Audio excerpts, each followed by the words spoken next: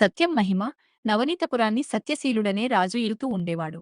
అతడు పేరుకు తగినట్టే సత్యాన్ని నిష్ఠగా పాటిస్తూ ధర్మపరుడై ఆదర్శంగా జీవిస్తూ వచ్చాడు. సత్యశీలుడి ఇంట లక్ష్మి, యశస్సు, ధర్మము, సత్యము, శౌచము మొదలైనవి ఇల్లు కట్టుకున్నాయని చెప్పుకునేవారు. వర్తకం పెంపొందితే దేశ సంపద పెరిగి జనులు సుభిక్షంగా ఉంటారనే ఉద్దేశంతో సత్యశీలుడు ఒక ఆచారం అమలు చేశాడు. అతడు ప్రతి ఉదయమూ తొలిగా తన ప్రాంగణానికి వచ్చి ఎవరు ఏ సరుకు విక్రయించినా సరే బేరం ఆడకుండా కొంటూ ఉండేవాడు. వర్తకంలో దెబ్బతిన్నవాళ్లు అమ్ముడు కాక సరుకు దిగబడిపోయి నష్టపడిన వాళ్లు ఉదయమే తమ సరుకును రాజుగారికి అమ్మి తమ నష్టం కొంతవరకు పూడ్చుకునేవారు. సపనీతపురంలో ఒక నిరుపేద బ్రాహ్మణుడుండేవాడు. అతన్ని దారిద్ర్యం పట్టి ఎన్ని ప్రయత్నాలు చేసినా పదిలింది కాదు. ఈ దారిద్ర్యం ఎవరూ కొనని సరుకులాగా నన్ను వదలకుండా ఉన్నది. దీన్ని నేను వర్తక ధర్మంలో రాజుగా ఎందుకు అమ్మరాదు అనుకున్నాడు బ్రాహ్మణుడు. ఆయన ఒకనాడు తన దారిద్ర్యంనకు చిహ్నాలైన సొట్టపాత్రలు, చినిగిన గొంగలి, చిల్లుల చెప్పులు ఒక మూట గట్టి దాన్ని నెత్తిన పెట్టుకుని తెల్లవారక ముందే రాజుగారి ఇంటి ముందు నిలబడి దారిద్ర్యం దారిద్ర్యం ఒకటి ఎవరైనా కొంటారా అని కేక పెట్టాడు.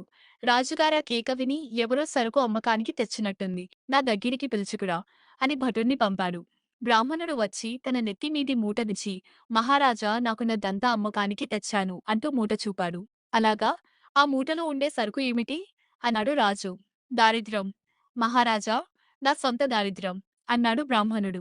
రాజు ఒక్క క్షణం ఆలోచించాడు. బ్రాహ్మణుడు వర్తక ధర్మంలోనే మాట్లాడాడు. ఏ వర్తకుడైనా తనకు ఉపయోగం లేని సరుకునేగద విక్రయిస్తాడు.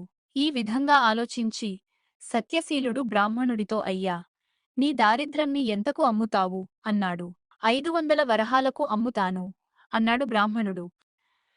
రాజు బ్రాహ్మణుడికి 500 వరహాలు ఇప్పించి అతని చింకపాతల మూటను తన సామాన్ల కొట్లో పెట్టించాడు. ఆ రాత్రి రాజు నిద్రపోతుండగా ఒక కల వచ్చింది. ఆ కలలో ఒక దేవతాస్త్రీ లాంటి మనిషి తన ఇంటి లోపలి నుంచి బయటికి పోతూ అతనికేసి వచ్చింది. ఎవరమ్మా నీవు? ఎప్పుడు మా ఇంటికి వచ్చావు? ఎందుకు పోతున్నావు అని సత్యశీలుడు ఆమెను అడిగారు. నేను లక్ష్మిని. ఇంతకాలము నీ ఇంట ఎంతో సంతోషంతో ఉన్నను. కాని ఇవాళ నీవు దరిద్రాన్ని కొని తెచ్చి ఇంట పెట్టుకున్నావు. అందుచేత నేనిక నీ ఇంట ఉండదలచలేదు అన్నదామె. నీ ఇష్టం. నేను రమ్మంటే నీవు రాలేదు. బుద్ధిపూర్వకంగా వచ్చావు. తగిన కారణం ఉండే వెళ్తున్నావు. నేను ఆక్షేపణ చెయ్యలేను అన్నాడు సత్యశీలుడు. లక్ష్మి వెళ్లిపోయిన మరుక్షణమే అతనికి మరొక స్త్రీ కనిపించింది. ఆమె కూడా బయటికి పోతుండటం చూసి అతనామెను లక్ష్మిని అడిగినట్టే అడిగాడు. నేను ధర్మాన్ని లక్ష్మి వెళ్ళినాక నేనుండి నీకేమీ ఉపయోగం లేదు. లక్ష్మి ఉండబట్టే నీవింతకాలము నన్ను నిలబెట్టుకోగలిగావు అన్నది ధర్మదేవత.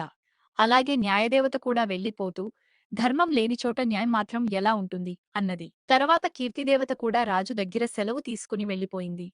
తనను అభిమానించిన దేవతలందరూ తనను విడనాడిపోయారని సత్యశీలుడు అనుకుంటుండగా మరొక దేవత కూడా బయటికి వచ్చింది. అమ్మా, నీవెవరు? ఎందుకు వెళ్ళిపోతున్నావు అని సత్యశీలుడు అడిగాడు. నేను సత్యాన్ని. మిగిలిన వాళ్ళందరూ వెళ్ళిపోయాక నా మీద నీకు పూర్వం ఉండిన ఆదరం ఇక ముందు ఉండదేమోనని అనుమానం వేసి నేను కూడా వెళ్ళిపోతున్నాను అన్నది ఆ దేవత. అమ్మా, నీవుంటే చాలుననే మిగిలిన వారందరినీ పోగొట్టుకోవటానికి సిద్ధపడ్డాను. వారందరూ వెళ్ళటం సక్రమంగా ఉంది. కాని నీవు వెళ్ళటం సరికాదు. నా మాట నమ్మకపోతే న్యాయదేవతను అడిరా అన్నాడు సత్యశీలుడు. నీ వల్ల నాకే అపచారమూ జరగలేదు. అందుచేత నేను నిన్ను విడిచిపోను అంటూ సత్యం తిరిగి లోపలికి వెళ్ళిపోయింది. వెంటనే దేవతలంతా ఒక జట్టుగా లోపలికి వస్తూ రాజుకు కనిపించారు. అందరూ నాతో అసంతృప్తి చెంది వెళ్ళిపోయారు గదా, ఏం తిరిగి వస్తున్నారు అని రాజు వారిని అడిగాడు.